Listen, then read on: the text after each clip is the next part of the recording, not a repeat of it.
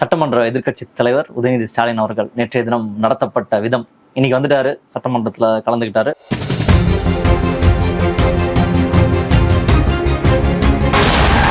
என்னடா முழிக்கிற? மெட்ராஸ் இருந்து 10 நிமிஷத்துல 400 கிலோமீட்டர் எப்படி தாண்டி வந்து முழிக்கிறியா? மவுண்ட் ரோட்ல இருந்து மெட்ராஸ் ஏர்போர்ட்டுக்கு 3 நிமிஷம், மெட்ராஸ் ஏர்போர்ட்ல இருந்து மதுரை ஏர்போர்ட்டுக்கு ஃபிளைட்ல 5 நிமிஷம், மதுரை ஏர்போர்ட்ல இருந்து திண்டுக்கல் வழியா சொக்கம்பட்டிக்கு 2 நிமிஷம், ஆக மொத்தம் 10 நிமிஷத்துல இங்க நிக்கிற பாத்தியா? எத்தனை ஒரு பஞ்சாயத்தடா முடிச்சு வச்சு. ஆமாண்ணே. இங்க பாரு, நமக்காக அம்பட்டு பெண்ணும் பிள்ளை குட்டியோட வெயில்ல காத்து கிடக்குறாங்களே. தாவேக்காவை பொறுத்த வரைக்கும் ஒரு பெண்ணை விமர்சிச்சுட்டாங்க, பேசிட்டாங்கன்னா யாரா இருந்தாலும் இந்த நடவடிக்கை தான் பாயும். நீ அவ்வளோ நல்லவன் இல்லையா? பாருங்க, உதயநிதி ஸ்டாலினை நாங்க அலக்கழிச்சிட்டோம் அப்படின்னு அவங்க பேசுனதையும் பார்க்க முடிஞ்சது. நான் ஒரே ஒரு டவுட் தான் உங்கள்கிட்ட கேட்கணும். சூப்பர்ண்ணே கேளுங்க. சோறு திங்க வேற என்ன கேட்கிறேன்? உண்மையிலேயே விஜய் நாணயஸ்தன் என்றால் தான் கட்டிய மனைவியை இழிவாக பேசி தன் கட்சிக்காரன் நடவடிக்கை எடுத்தார். டைனோசார் முட்டை அதுதான் முட்டை. இந்த முண்டம் வெறும் ஐட்டம் தான் அப்படின்னு எழுதியிருக்காங்க. நீ தாண்டா எச்ச, கேடு கட்ட எச்ச, நாய் எச்ச எச்ச. இப்படி பேசு. ஈஸ்வருக்குனே ஆகல எனக்கு. ஈஸ்வருக்குனா அவளியா? ஈஸ்வருக்குனே ஆகல. ஏய் ஃபர்ஸ்ட் எனக்கு 5000 காசை கொடுறா. தோ சுருக்குன்னு பேசிட்டு பாருங்க. ஈஸ்வருக்கு வந்துச்சா? ஆமா ஈஸ்வருக்குன்னு இருந்துச்சு. அப்ப அது சுருக்குனே ஆகல, கேஷுவலா தான் இருந்துச்சு. பெண்களுங்கிறது இன்னொரு பெண்ணுக்கு பாதுகாப்பு தரது மட்டும் தான் பேசுவீங்களா? உங்க கட்டிய மனைவிக்கு நீங்க பண்றதை பத்தி யாரும் பேச மாட்டீங்களா? நம்ம ஃபோக்கஸ் குமுதாதான். பெரிய யோக்கிய புண்ணாக்கு மாதிரி இவனுங்க பேசுறானுங்களே. நீங்களும் அப்படி நினைச்சீங்க இல்லையா?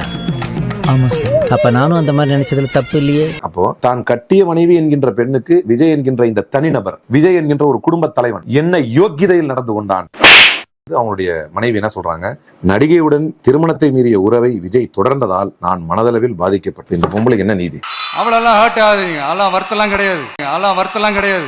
அம்மாவுக்கு பயந்த சூரன் பொம்பளை மதிக்கிற புண்ணாக்கு பெண்ணிலாவை என்ன செஞ்ச கம்ப்ளைண்ட் உங்க தலைவர் மேல கொடுத்துருக்காங்க. நீ எல்லாம் ஒரு செக்ரட்டரி, இவனையும் நீங்க நம்பிட்டு இருக்கீங்க. எவனோ ஒருத்தன் சொன்னா அதை உதயநிதி கண்டிக்க தவறி விட்டார். இங்க இருக்கிற யோக்கியம் எல்லாம் பொங்குறான். அப்படியே எவனா ஒருத்தன் சங்கீதா ஆதரவா பேசுனீங்களா? எவனாவது வந்துட்டாங்க ஒரு ஆட்ட நிறைய ஆயுதத்தை அந்த மாதிரி எப்படி எல்லாம் அபியூஸ் பண்ணானுங்க?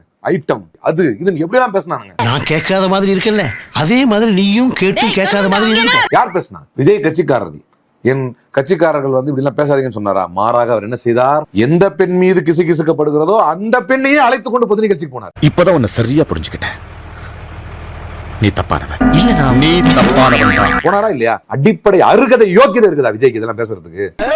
மரியாதை மரியாதை. உனக்கு என்னடா மரியாதை? அம்மா இதை பேசினா வழக்கு போடுவீங்கன்னா மயிருக்கு சமானம் அந்த வழக்குன்னு நினைப்போம். மயிருக்கு சமானம் அந்த வழக்குன்னு நினைப்போம். இதான் வேதா. சட்டத்தின் பார்வையில் குப்பைக்கு செல்ல வேண்டிய ஒரு விஷயத்தை எடுத்துக்கிட்டு ஒரு எதிர்க்கட்சி தலைவரை ஒரு நாள் பூரா ரேலி கொண்டு போயிட்டு அவர் திராவிட பாரம்பரியத்தில் வந்தவர், சிறைகளுக்கு அஞ்சாதவர் என்கின்ற ஒரே காரணத்தினால தான் அவர் அப்படி கடந்து போறார். இதே இந்த இடத்துல விஜய் போல ஒரு நபர் இருந்திருந்தால் 5 மீட்டிங்ல தொடர்ந்து ஒப்பாரி வைப்பார். ஏன் மேல பழி தூக்கி போட்டீங்க? சொன்னார்ல ஓடுகாலி முதலமைச்சர்னு. எதுக்கு சொன்னாரு? உன்ன மாதிரி ஓடினாரா? ஃபேஸ் பண்ணாரு. கத்துக்கையா அவன்கிட்ட இருந்து மூஞ்சி எப்ப பார்த்தாலும் உருன்னு வச்சுக்கிட்டு பாரு. தன்னுடைய சொந்த மனைவியை சொந்த கட்சிக்காரன் ஐட்டம்னு எழுதுறான். அதை பார்த்துக்கிட்டு பொறுத்துக்கிட்டு இருக்கிற ஒருத்தன் ஆண்மகனா இருக்க முடியுமா?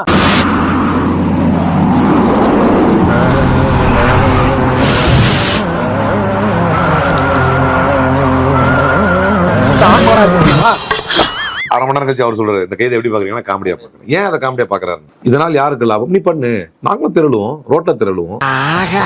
அதே எடுக்கிற முடிவெல்லாம் நமக்கு சாதகமாட்டாயா இருக்கு. ஏடா உன்னை விட பெரிய பெரிய சர்வாதிகாரி எல்லாம் நாடு பாத்துருக்குடா. குழந்தை எவ்வளவு பார்த்திருப்பேன். நீ இப்ப திடீர்னு ரூட் மாஃபியா வடநாட்டுல எல்லாம் கொஞ்சம் பேர் காசு கொடுத்து பேச வச்சிருக்கு. தளபதி விஜய் தளபதி. Who should be next PM? Vijay Thalapathy, Rahul Gandhi or Modi? Vijay Thalapathy. Modi. Vijay Thalapathy. I think Vijay Thalapathy. Vijay Thalapathy. Vijay Thalapathy. Vijay Thalapathy. Vijay Thalapathy. Vijay Thalapathy. Vijay Thalapathy. Modi. Vijay Thalapathy. Vijay Thalapathy. Vijay தளபதி. நரேந்திர மோடி. விஜய் தளபதி. மொத்தம் 20 ஓட்டு. ஐயோ போற போக்கள் பார்த்தா அண்ணன் PM தான் பழகுதா? அப்படியே இழுக்கிற அல்ல இல்லன்னு சொல்ல மாட்டியா? மூஞ்சியும் மகரையும் பாரு, பஃபனுக்கு போலீஸ் வேஷம் போட்ட மாதிரி. தமிழ்நாட்டிலே பார்த்தா விஜய் சார் பார்த்தா காது துப்புறவன களி ஊத்துறானோ. யோ ஆட்சி அமைச்சு 3 மாசம் ஆகுது, ரொம்ப கேவலமா இருக்கே, சந்தி சிரிக்குதே அப்படின்னு சொல்லி போற வாரம்லாம் காரி துப்புறானு. மாப்ள ரகசியத்தை அலௌன்ஸ் பண்ணாதே, அசிங்கமா நினைப்பாங்க. என்ன கான்ஃபிடன்ட்ல நீங்க நார்த் இந்தியன்ஸ்லாம் பார்த்தா விஜய் தளபதின்றவனு தெரியல.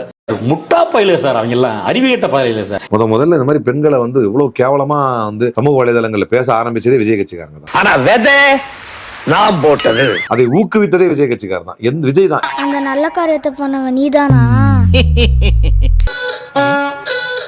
இன்னொரு விஷயங்க, உங்களை கம்பேர் பண்ணும்போது அங்க கொஞ்சம் கம்மி தாங்க. மூளையை தவிர எல்லாம் ஜாஸ்தி இருக்கு. செய்யறது கடவுளுக்கே இருக்காது. நெஞ்சில கையை வச்சு சொல்லு. தூக்குதுங்க. அந்த பக்கம் திரும்பி ஆனதுனால எனக்கு சரியா தெரியல. கொஞ்சம் இந்த பக்கம் திரும்பி ஆட்டினீங்கன்னா பார்த்துட்டு சந்தோஷமா திருப்தியா போயிடுவேன். சூடாயிடுச்சுங்க. ஆமாங்க, இந்த பிரேக் போடும்போது உராசுதுங்கல்ல, அதுல ரொம்பவும் சூடாயிடுச்சுங்க. என்னடா பாடு பாடா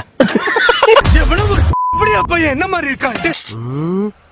நீ எல்லாம் என்ன கேள்வி கேட்கலாமா? அந்த கேஸ் கட்டியை நான் வந்து இப்போ வர வைக்கிறேன். இதே விஜய் கட்சிக்காரங்களுடைய மேட் நம்ம கையில இருக்குது. ஆஹா சூனா போனா ஒவ்வொருத்தர் இருக்க வேகத்தை பார்த்தோம்னா அவன் அருமை வறுமைக்கு ஆபத்து வந்துடும் போல் இருக்கடா.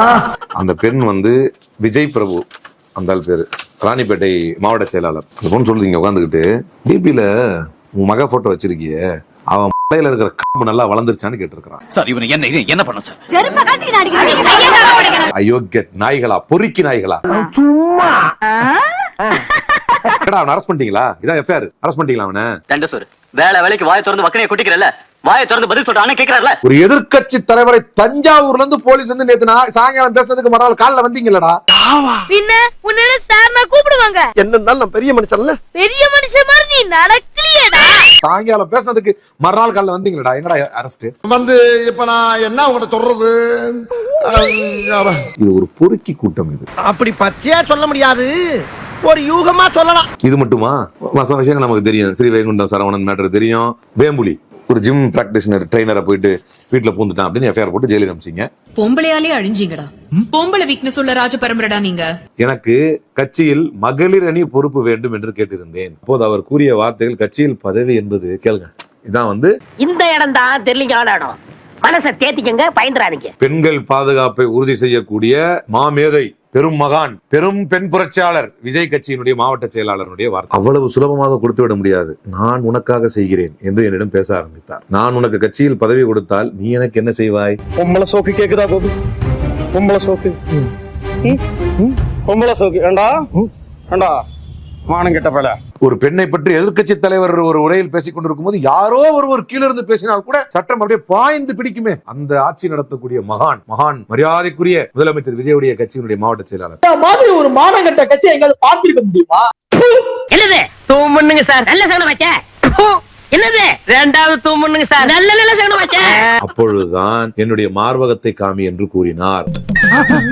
அட பாவி, நான் அதெல்லாம் தவறு என்று கூறி கால் கட் செய்து விட்டேன். பிறகு என்னை மீண்டும் தொடர்பு கொண்டு உனக்கு கட்சியில் பதவி வேண்டுமா வேண்டாமா என்று கேட்டார். அதற்கு நான் ஆம் என்று கூறினேன். அதற்கு இது போல் சின்ன விஷயங்களையாவது அட்ஜஸ்ட்மெண்ட் பண்ண சொல்லியிருக்காரு.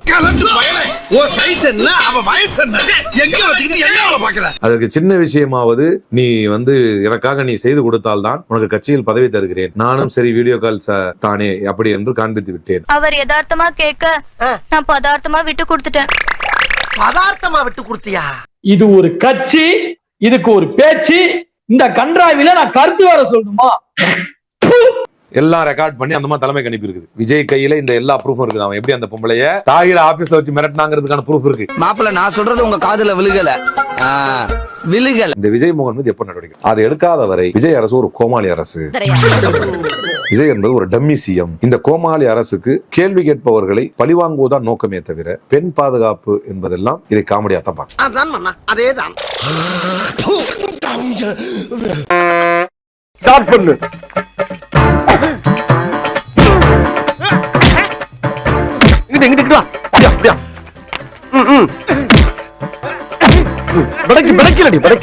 மண்டல மட்டும் அடிச்சிடாத, குலக்கத்தில் உள்ள போயிருவேன்.